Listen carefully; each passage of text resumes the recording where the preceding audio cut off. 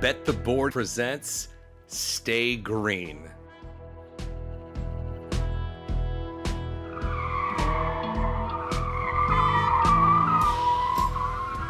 Stay Green is your first stop for all the metrics, matchups, and money-making opportunities at the track each race week.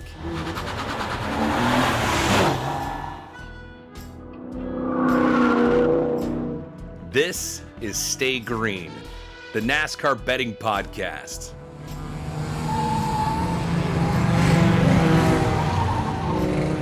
Here are your hosts, Todd Fuhrman and racing analyst Chris Werme.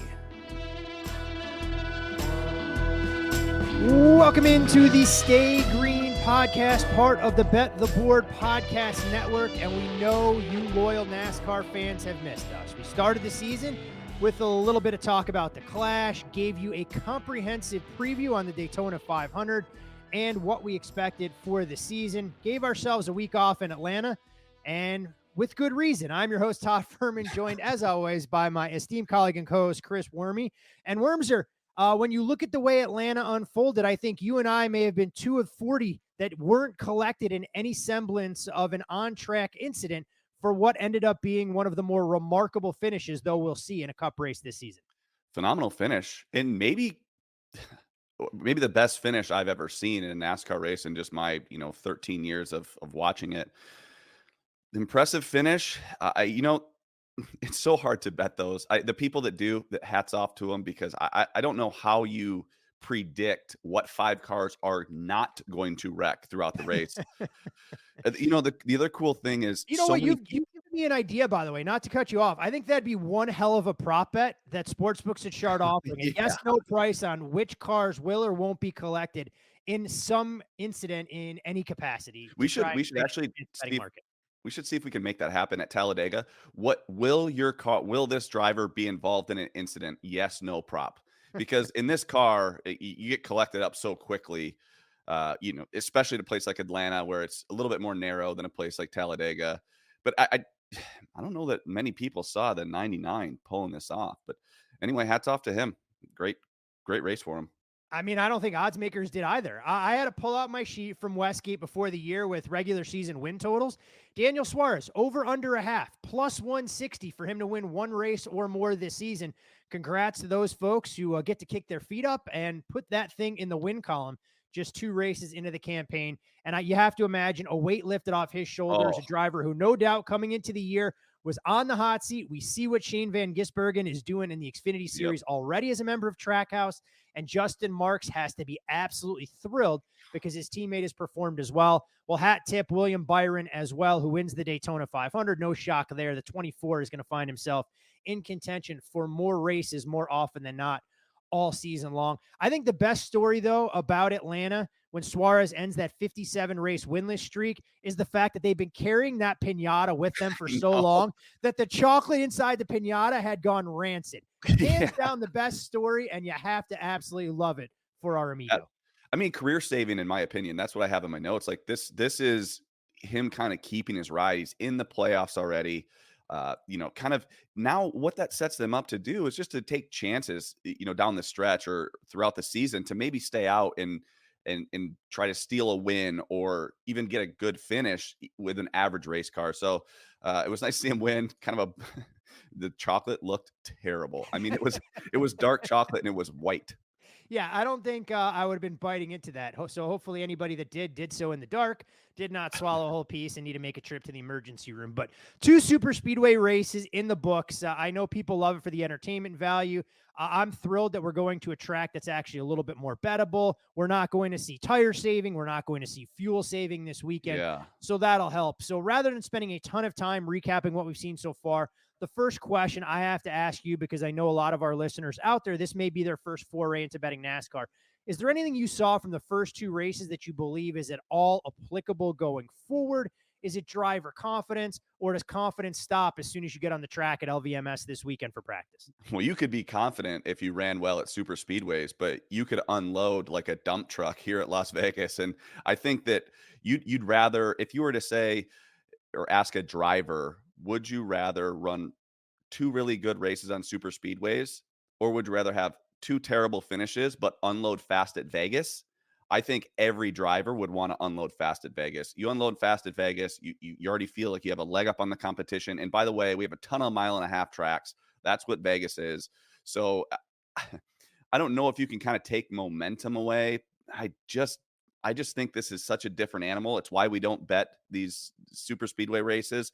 And we've already made plays this week. So I'm excited for Vegas.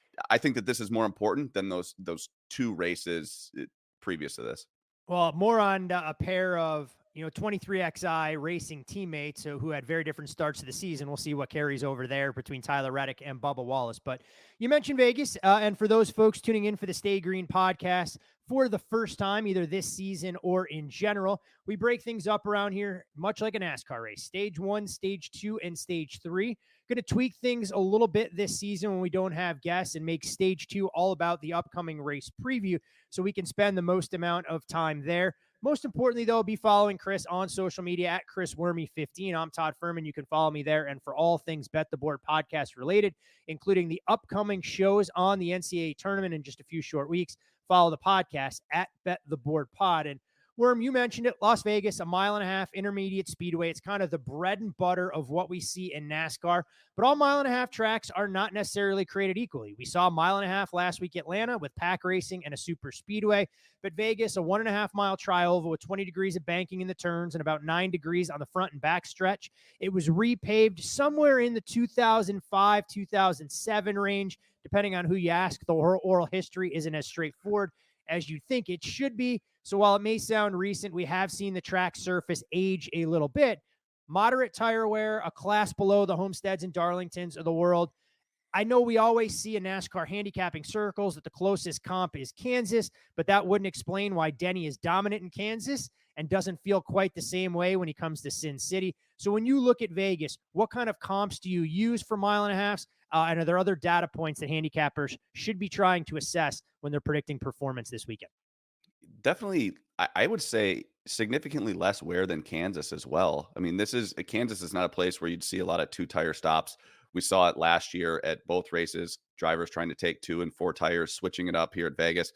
I'm not an expert on what are these surfaces and how they wear. I just know that Vegas seems to just not wear out. Kansas is becoming one of those higher wear tracks, not quite a Homestead or Darlington, but definitely maybe just a tier below. And I would say Vegas is a tier below that. Where Vegas is really different, it's the bumps in turn 1. You have to have a great handling race car. If you go back and listen to or watch the race from last year, there's audio of Chris Bell. Adam Stevens is coming on and saying, hey, Larson's running the middle to the top.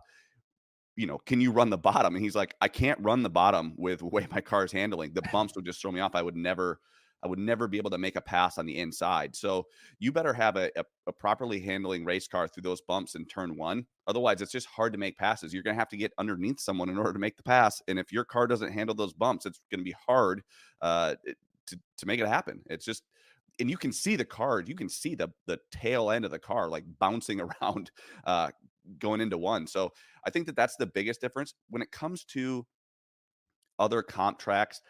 I'm kind of sticking with Vegas. Okay. I think that Kansas, you can start to run high lines. Darlington has multiple different lines.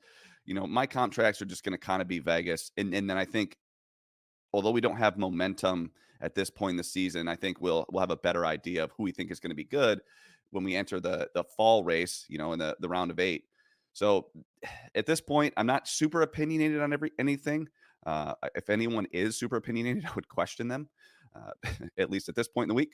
But I like Vegas. We just need a little bit more wear, in my opinion. Otherwise, you can take two tires sometimes or stay out. Just a little different than those other high wear tracks.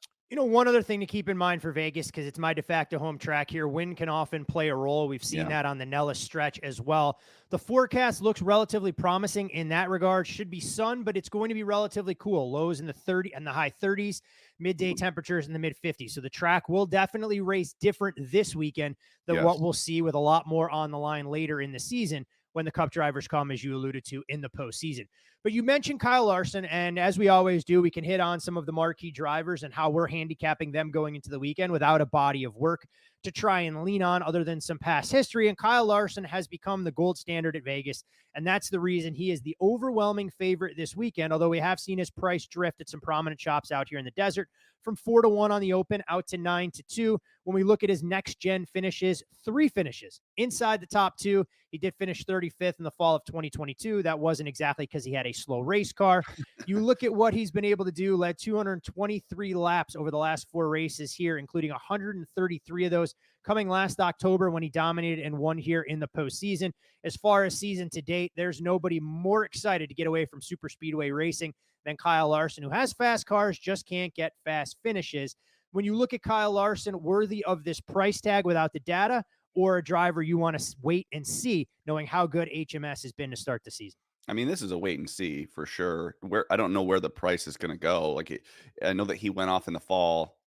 In my opinion, after practice and qualifying, I thought dominant car.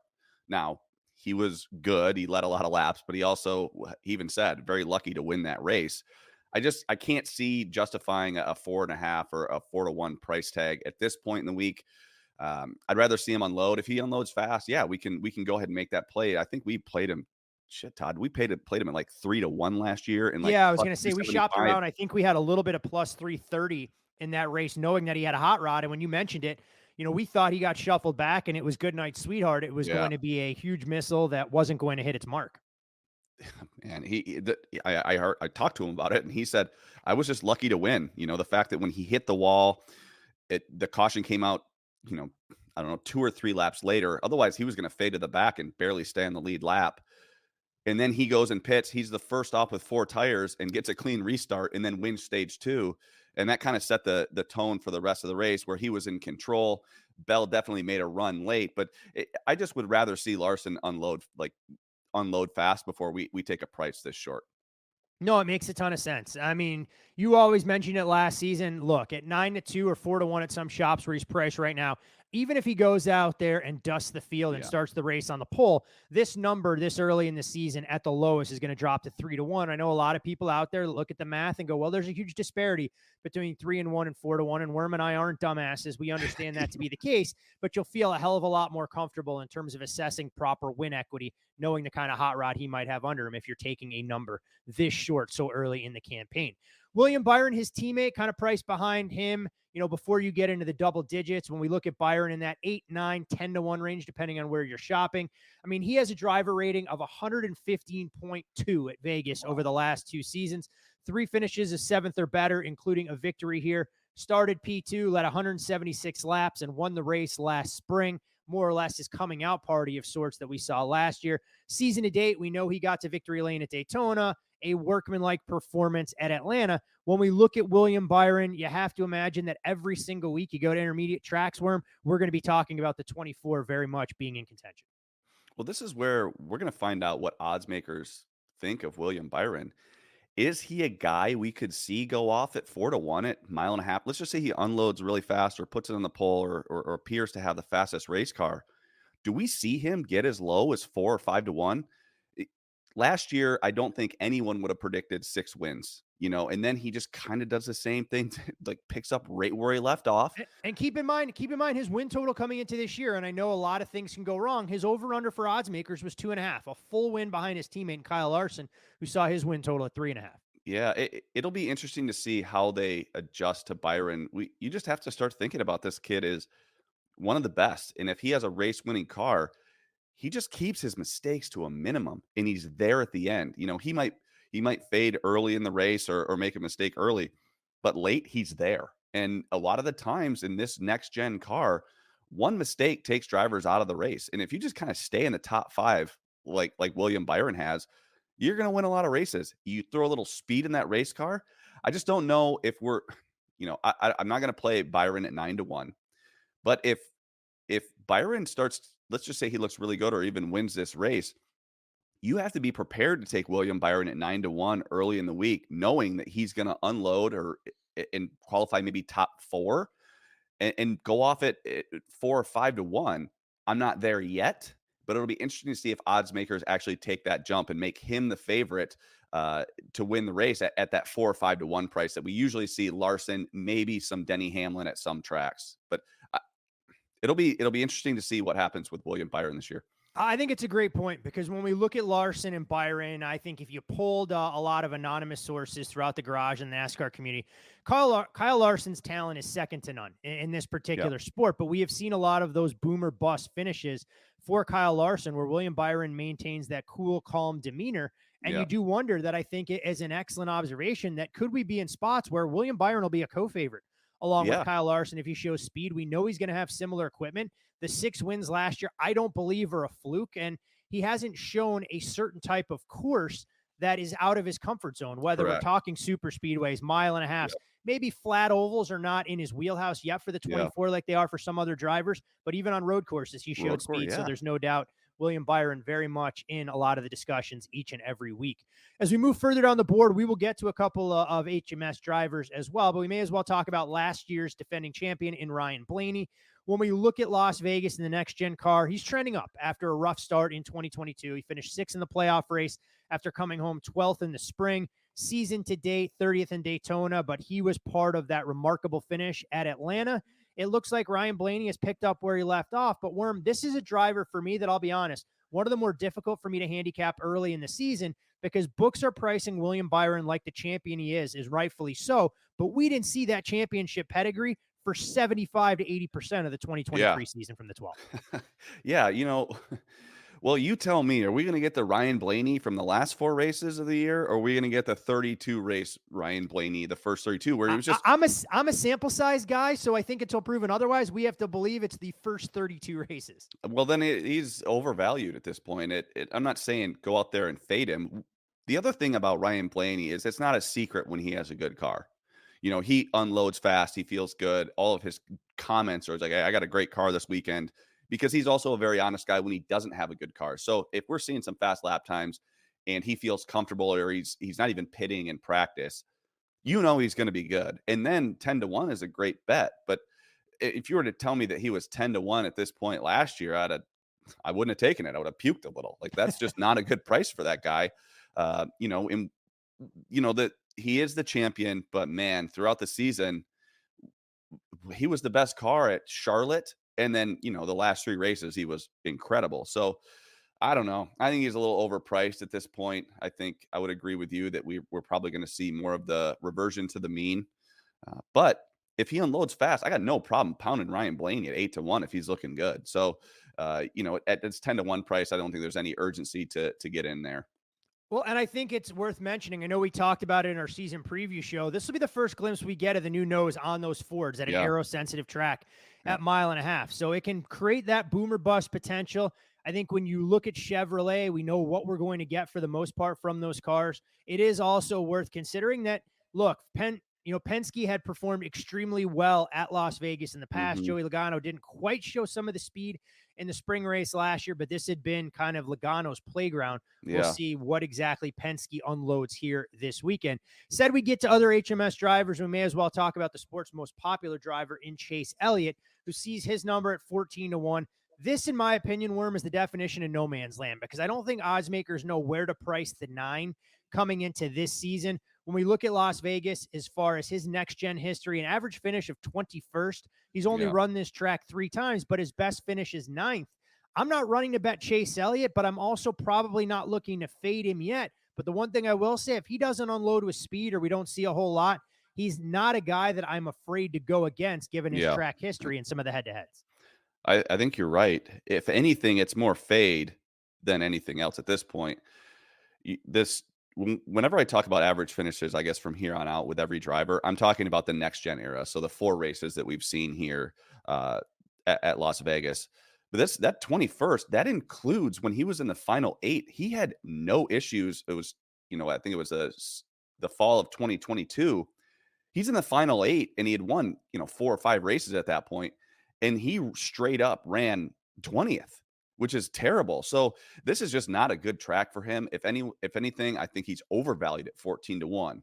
Now, do I think that Hendrick Motorsports is going to let the most popular driver be the 3rd or 4th best driver in that camp? No, I do not. I certainly think that they're going to figure something out. I just don't know if it's at this track this week. If anything, I'd be looking to fade him.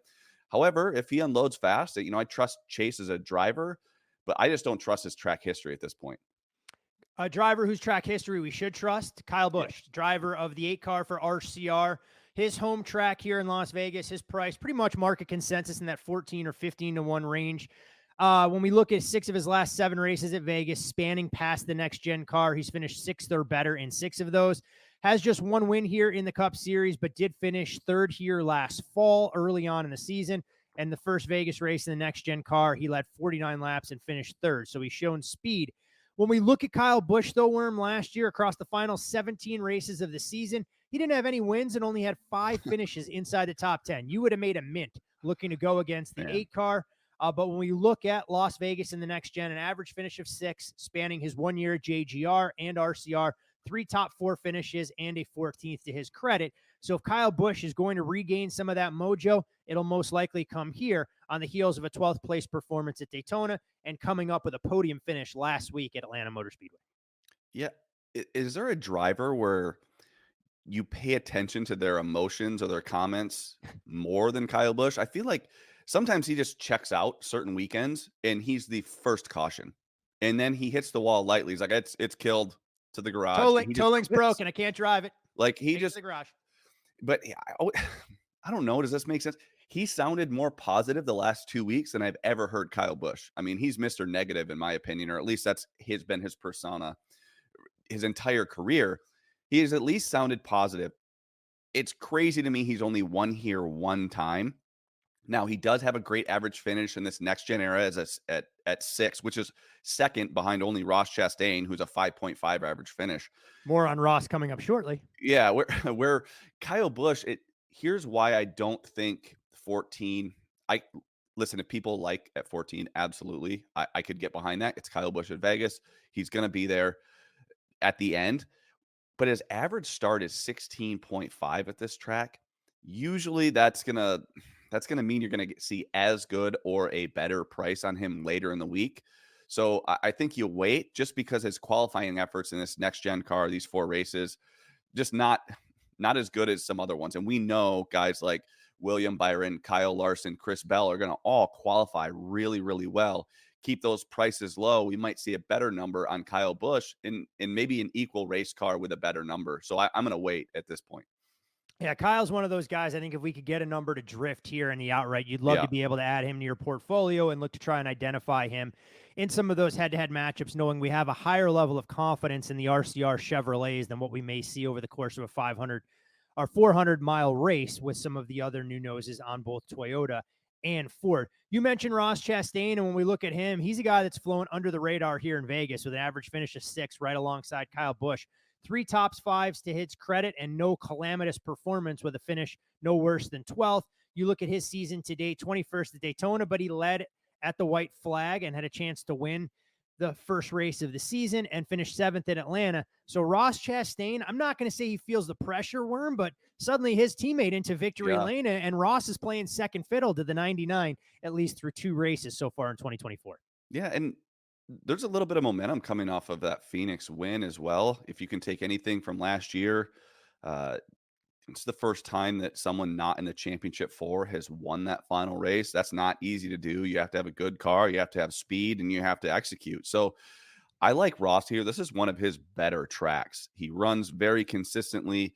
Again, not the best qualifier. And you can say this about Ross Chastain across many tracks, is he's just very average when it comes to qualifying. But the 16 to 1 price isn't a bad one. If someone were to come to me and say, hey, I like Ross this week based on his average finish being the best, and I'm getting him 16 to 1, I'd say, yeah, that's not a bad bet at all.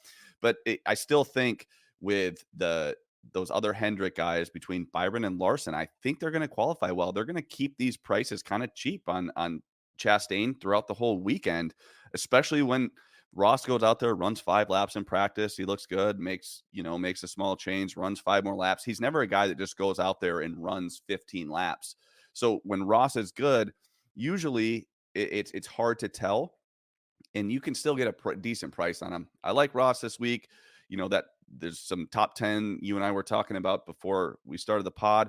That might be worth a nibble at this point, just because I think his consistency over these 4 races has been so good. I mean, it's like I said, an average finish of 5.5 or 6. the only guy that's close is Kyle Busch. So if he were to qualify better, I could justify getting in on the 16-1 price. We don't have that much information this year, so I'm going to wait, but that could cost us, but I'm okay with taking Ross if he looks good at a 10-1 price, especially at this track in Vegas. Yeah, he's an interesting driver, and I think he often gets overlooked when we talk about mile-and-a-half tracks and what we've seen from the Melon Man in the past. Very curious to see how Trackhouse looks this weekend for him and his teammate to carry some of that momentum forward. I know typically we go in odds order based on what the board is offering upward, but I feel this is a good pivot point for us to kind of look at manufacturers.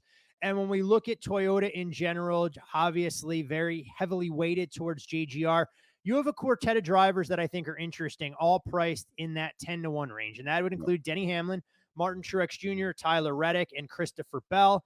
When we look at Denny Hamlin, he was outstanding in intermediate tracks last year, but Vegas hasn't exactly been his ultimate playground. No finish better than 5th in the next-gen car and has 3 finishes, 10th or worse. We look at Martin Truex Jr. He has been the model of consistency with an 8th place average finish, but no finish better than 7th, no finish worse than 9th. So you can de facto pencil him in for a top 10, although the prices you'd have to lay, at least on the 19 early on, probably preclude me from entering that market. Tyler Reddick, 9th place average finish across 2 different race teams at Vegas, 15th, 8th, 7th, and 6th a season ago. And don't look now, but Christopher Bell has quietly been arguably one of JGR's best drivers at this particular track. An average finish of 13th is a little bit distorted with 3 top 10s at Vegas and a pair of top 5s in the 2 trips here last season. We look at those 4 drivers, anybody that intrigues you the most in terms of what you want to see this weekend from the Toyota camp. Yeah, none are super intriguing.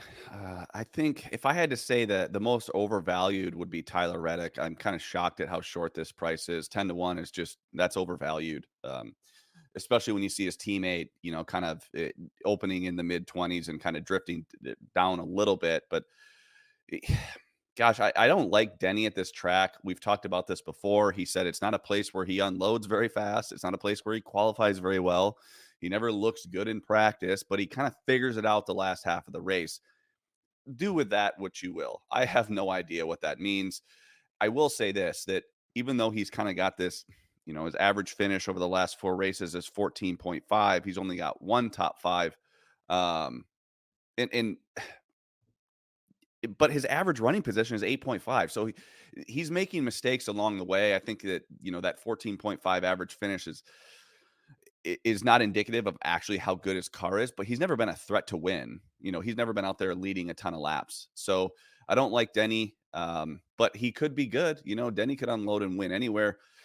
Disappearing Marty Truex, man, I think this is kind of a big race for him. Last year, to dominate the regular season like he did and then just have nothing in the playoffs, I feel like, kind of probably has them scratching their head a little bit.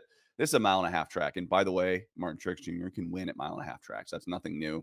Like I said, Reddick a little bit overvalued. Chris Bell, also, I think a little overvalued, but gosh, he just qualifies so damn well here. An average start of 4.8 is just, it's brutal. You actually can't get good prices on Christopher Bell. If you don't pre-week him, you have to hope that he gets shuffled to the back and you can get down a crumb live, because to your point, he has been the model of consistency when it comes to qualifying. Well, and he went off at 14-1 in the fall race. So the most recent race last year at Las Vegas, and that was with the pole too. So you got to remember that the price is not necessarily dependent upon the driver. It's dependent upon a lot of other drivers as well. So when you do have a guy like Larson that looks really fast in practice and goes off at 2.5 or 3-1, you might see Chris Bell go off at 12-1 or 13-1, even if he pulls it. So at this point, you can't take Chris Bell at 10-1. That's just,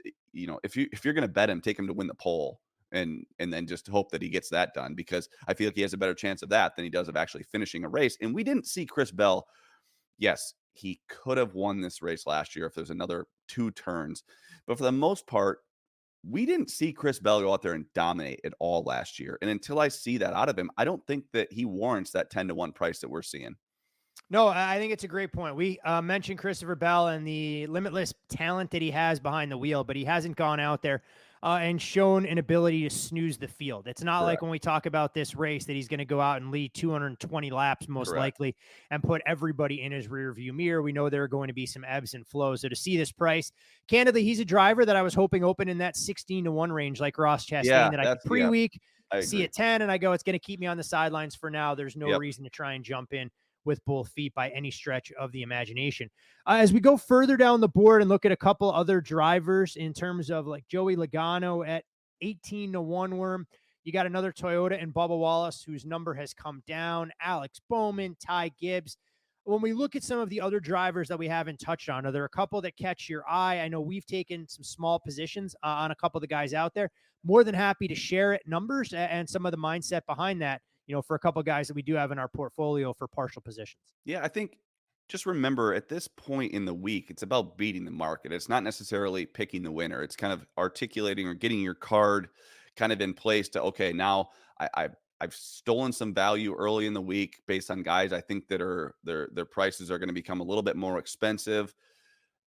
Man, if you look at Joey Logano, I don't care if someone came up to me and said, I'm betting Joey Logano at 18-1 because he's Joey Logano. I would say, okay, that's actually a good enough explanation for me. I mean, this guy is still a two-time champion. He's won a ton of races. It's a 1.5-mile track. He's run well at super speedways. Not that that's going to necessarily transfer over, but he's been out there leading laps. And man, I know he disappeared a little bit last year, which was a shock at this track. But man, there was also times last year where I feel like Joey just stole finishes. Him and Paul Wolf were able to like figure out how to get him into the top 5, and he was able to hang on. And I feel like a lot of these tracks where he was running 15th or 16th throughout the entire race, make one strategy call, and all of a sudden Joey Logano is on the second row for the final restart. So listen, if your take is I'm just taking a number on Joey Logano because it's a 1.5-mile track, it's Penske, it's Joey Logano, I'm okay with that. But I would not say the same about Ty Gibbs. This is different. When you talk about these Toyotas and Ty Gibbs, we saw Ty go out there and lead a lot of laps of the Clash. Probably one of the best cars he's going to have. Like, I don't think what people realize, he got up to a 3-second lead at the Clash. That is an eternity on a 1/4-mile track. And he wasn't able to pull it off. He's a guy where he's going to have speed. I think he probably gets his first win this year, but you still got to put yourself in that position enough times to actually feel comfortable in that position, if that makes sense. We saw Chase Elliott struggle to get his first win. We saw Kyle Larson struggle to get his first win. They were leading a lot of laps before they actually pulled it off. That's kind of where I see Ty. But I do think these Toyotas can qualify well, which is why I did like some of the Ty at 25-1. To continue with these Toyotas, Bubba open 25, now down to 18, 20-1-ish. There are still some 25s out there for Bubba if you shop around a couple of shops out here that aren't available everywhere. So you still can grab a 25 on Bubba out there. I like that. That to me is probably my favorite outright on the board. Gosh, I don't know if I'm a Bubba fan all of a sudden this year, or just maybe I have some sort of bias in my mind where I think the only thing holding Bubba back is kind of Bubba's mindset. And I did hear some things, and actually is on Actions Detrimental when Bubba was talking about, no one expected us to be here. Denny's like, whoa, what the hell are you talking about? Like, we expect you to be there, Bubba. And I think that the one thing that's holding him back is he puts so much pressure on himself. Like, when he has a great car in practice and he goes out there and qualify, it's almost like it's pull or nothing for him. Like, it's okay to start third, Bubba. Like, even though you were fastest in practice, take a note from William Byron and just say, hey, I'm just going to put myself in a good position to win. You don't have to go out there and lead every lap. You don't have to put it on the pole. Just, you're in fast shit. Like, just not, you're saying that his mentality, and we've been talking about this, has always been, I never expected to be here, or they have to get used to me racing up here. It's like, no. Everyone thinks you should be racing up here. You're the only one saying that. So I like Bubba. I think that we could see him. We've seen him go off at shorter prices at Kansas and Texas, where he's been really fast. I think this 25-1. I do not think we're going to see that on 1.5 for the rest of the season with Bubba. I think he's going to run well. I anticipate a top 5. Like I said, it's just a small position we've taken, just trying to steal the market, especially because I do think that he could qualify well. And if he gets up there and qualifies 8th, I think he can mix it up. I know our expectations were super high last year, especially in this early race. We had him at 40-1 in the spring race. And, I thought the top 10 was kind of a lock. I do think Bubba's going to have a good season. This could be his breakout year. I want to get paid on him, and that's why we took a little position at that 25 price. I do want to give credit. Friend of the program, PJ Walsh, had a great note on Bubba and what he accomplished last season. At the non-drafting mile-and-a-half tracks, Bubba Wallace posted the 6th best driver rating and tied for the 2nd best average finish in 2023. So you can understand why at 25-1 thereabouts, he attracted initial interest. Some books actually opened him as high as 30. They're now down to 18. Other shops hanging that 25. And the last driver that I want to pick your brain on a little bit, because we've seen movement on him as well at a price of 25-1, as low as 16-1 at one of the most prominent shops out here in Vegas right now, is Alex Bowman, who oftentimes becomes the forgotten member of Hendrick Motorsports, since Kyle Larson, William Byron, and Chase Elliott to some extent gobble up a lot of that win equity in the outright market. But you look at Bowman, 3 starts here, a 1st and 3rd place to his credit, along with a 35th place finish. Did miss 1 race due to injury. But Bowman, despite leading just 2 laps in this race a year ago, had 28 of the fastest laps. So the 48 has shown some speed. A 2nd in Daytona would help build a little bit of confidence, was collected an incident early on in Atlanta. But this is a driver, I think, Worm, that you look at week in, week out, and you go, do you want to bet Alex Bowman? Do you not? Because a top 5 finish almost appears as likely as him finishing outside the top 20. Yeah, I think it's feast or famine. You just the 3 starts, 1st, 3rd, and 35th. Bowman can be very unassuming and kind of flies just under the radar. Obviously, when you're at Hendrick and you have the 3 drivers that you mentioned also in that camp, pretty easy to overlook Alex Bowman. I'll say this about him, though. Denny might call him a hack, but I'll tell you what, you do not want him next to you on a late race restart. He gets it done. Denny calls him a hack. I call him clutch. I think this is a track where he's really comfortable. I think Hendrick's going to unload fast. We definitely took it with a very, very small position at that 25 opener. I don't know that 20 and you're going to need to go rush. If you still have some 25 available, I think that's I would, go a little bit there. But, 20, I just can't see him going off at 12, Todd. I think you can probably wait. Not this early in the season, I would say. Yeah, not this early. Sure. Even if he looks great, I just, I just don't see it out of him at this point. His average start is 12.7. So if he qualifies 13th or 14th, you're going to get this price later. I just don't know that we'll see that 25-1, and that's why we took a small position there. Hey, one last thing before we kind of wave the green, white checkered flag on stage 2 and go into a very brief stage 3. 2 drivers that we haven't talked about in a race team that gained some momentum last year. One of the drivers getting all sorts of buzz now, people calling him undervalued. Worm, I'll be honest, I don't know how to handicap RFK, because I do think Brad K finds a way to get a win this season, but the way he's being priced, I just don't know if there's enough opportunity and upside in him and Chris Buescher, because Chris Buescher has a ton of talent. He got hot at the right time last year, but when we talk about being a model of consistency, I didn't love what I saw from the 17 in the postseason, and I look at their equipment, I still need to see them make a major stride to be on par with the Joe Gibbs Racing, Hendrick Motorsports, and even Trackhouse to some extent on a week in, week out basis. Yeah, I know there's a lot of Chris Buescher love out there. I know he won 3 races last year, but it took a minor miracle for that to happen. Somehow he stayed ahead of Truex and at Michigan with arguably the fastest car I've ever seen in my life. Was able to hold him off and win. If he puts himself in position, Chris Buescher can get it done. Yeah. And then Brad Keselowski, I don't mind Brad Keselowski in kind of that 18-1 range. He was a really good, 3rd place car a lot of times last year. Didn't go out there and dominate, would lead laps, but not dominate, could get run down pretty easily. It was like he was a really solid top 3 car, but never really a threat to win a race, if that makes sense. And I don't know. I think I know you think they're a little overvalued. I don't know. I'm kind of right there. I think they're properly priced. If I had to guess, I trust Brad. If Brad said he had a race winning car after practice and qualifying, then Brad Keselowski has a race winning car. And but it'll be interesting to see how Buescher bounces back this year. Incredible season for him. I mean, certainly a breakout season. It's still hard to win races. He stayed ahead of Truex to win. Obviously his teammate pushed him at Daytona. And then he needed Tyler Reddick to hit the commitment cone there at Richmond in order to win. So it's hard to win races. They just got to keep putting themselves in position, but you're not going to see them go off at, single digit odds. So at this point, you might as well wait and see what happens. Makes a ton of sense. And again, Chris Buescher, a remarkable season a year ago, but there's a reason his win total coming into this year was over under a half, and you had to lay a relatively short price to go over for him to get one win and allow you to cash that ticket. You can follow Chris on social media at Chris Werme 15. I'm Todd Fuhrman. You can follow me there as well. Most importantly, as always, follow the podcast at Bet the Board Pod. And we're in stage 3.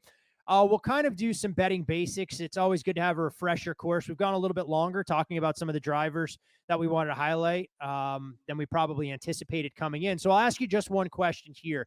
When it comes to handicapping early season races, is it more emphasis on practice data than ever before? Is it track history, a combination of everything? How do you approach early season races versus what you'll see when we go to mile-and-a-half tracks, say race 30 and beyond?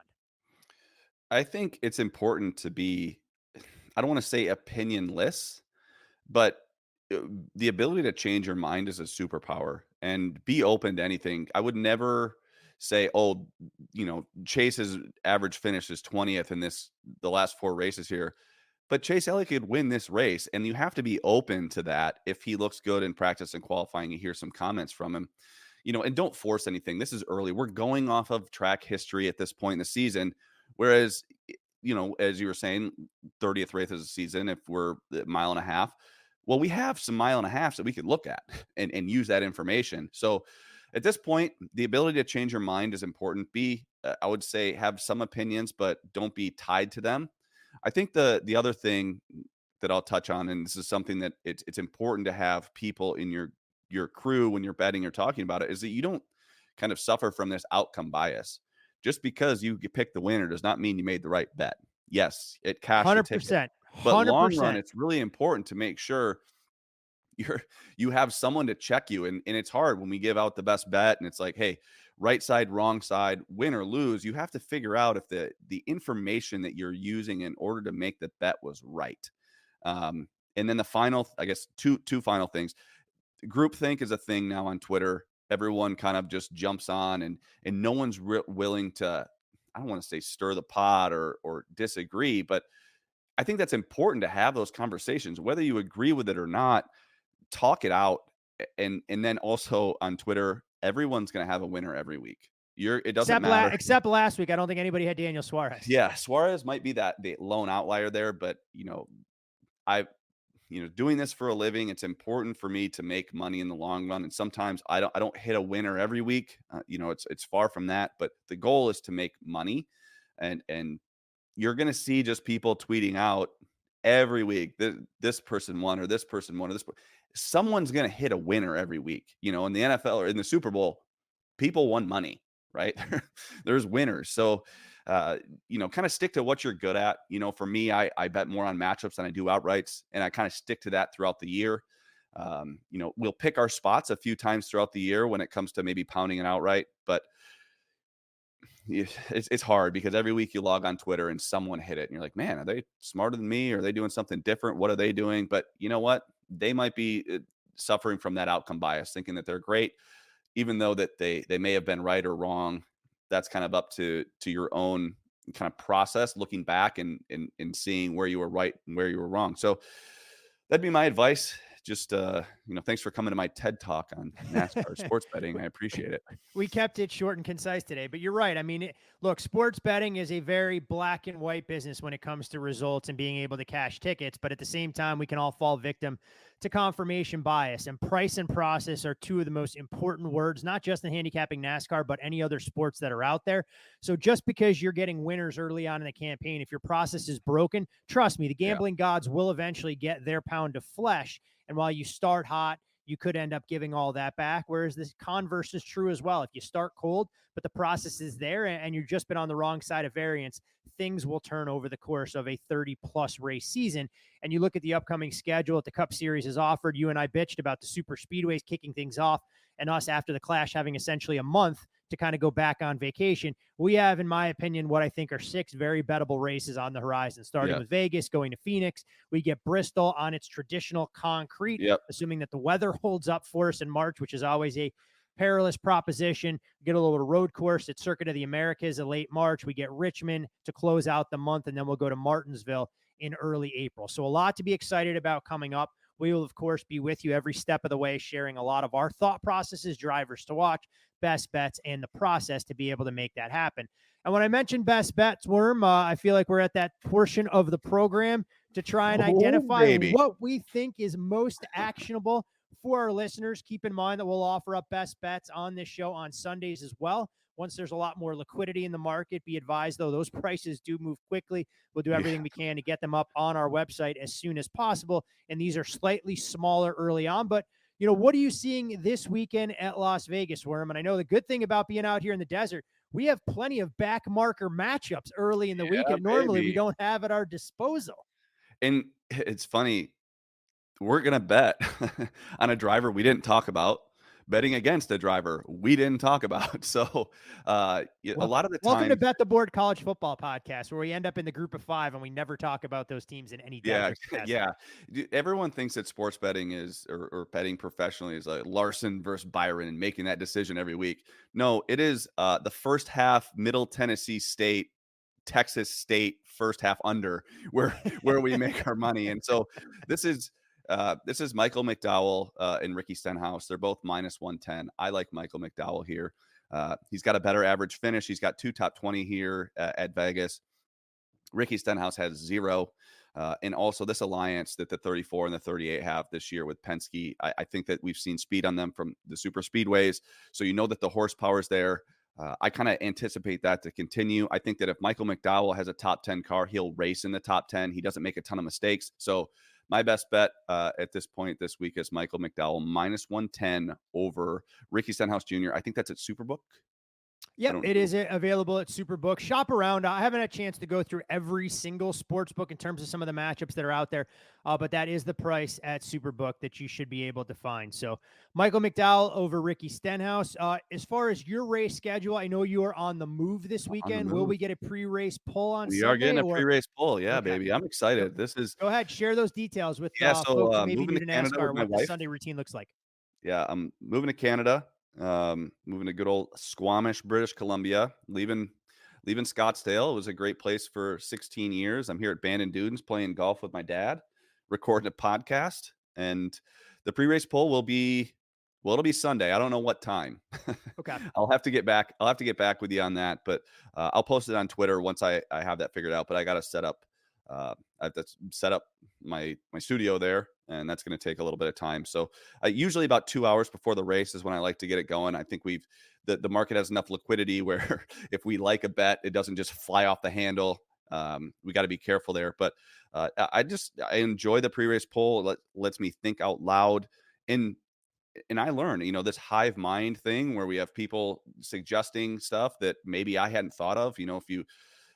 If I like Brad, let's just say this is just a scenario. If I like Brad Keselowski, but I don't like him to win, well, maybe there's some auxiliary bets. Like maybe he's in a group bet, and a lot of the people that come in and offer up their takes, and we have a discussion about it. So looking forward to that and getting the racing season going, man. I'm excited. It's so much. I cannot wait for practice. Like I've just like a kid in a candy store this first week of non-super speedway racing. By the way, did you see the ratings? Up 27%. I mean, this is the rock and a hard place we get into. This is why NASCAR puts more super speedway racing on the schedule. It's not good for us to bet, but people that watch last week at Atlanta or Daytona the week before who tune into Vegas this weekend and go, what do you mean I don't get a split-second finish that a driver's out front by 6 seconds in terms of the way things are wrapping up? But the silver lining is, at least no matter what we get at mile-and-a-half tracks, it's still going to be more competitive than what we're going to see in Bahrain, where I kind of joked on social media that if Max Verstappen doesn't win, 22 and a half races this season, it's going to be a massive disappointment for Red Bull. The crazy part about it, you can bet his win total over 9.5. It's not even half the races for a guy who should be able to go out there and dust. Yeah, that's a good point. Oh, I mean, he was a second faster. Like, are you kidding me? A second? Like, we're fighting for tenths here, you know, in NASCAR, and you got to make up a second in Formula One. But it's you know, it's a combination of good racing, which Todd, I hate to say it, I like the race in Atlanta. I did. Oh, I like. next thing you're gonna tell me you're gonna start No, betting super no, speedways. no, no. That's gonna be the I'm next not thing. doing that, I Todd. love fuel saving where I can No, be no, no, 50% on the throttle and I no. can just wait. So I just need a splash and go to try and get to the front of the field with 3 laps left. Yeah, that's not happening. But I thought it was entertaining. It's good for the sport. I hope that the handle's up when it comes to betting. And yeah, good luck this year. We'll be with you every step of the way. First betting race. I'm just excited to see the cars get on track and see who's going to be fast, or at least appear to be fast on mile and a half this year. For sure. And, you know, a credit to NASCAR. The Netflix series came out at the perfect time. You get super speedway racing. That was extremely competitive. Let's hope that momentum carries forward into the bread and butter of the schedule and the tracks that all of us as bettors love a little bit more sometimes.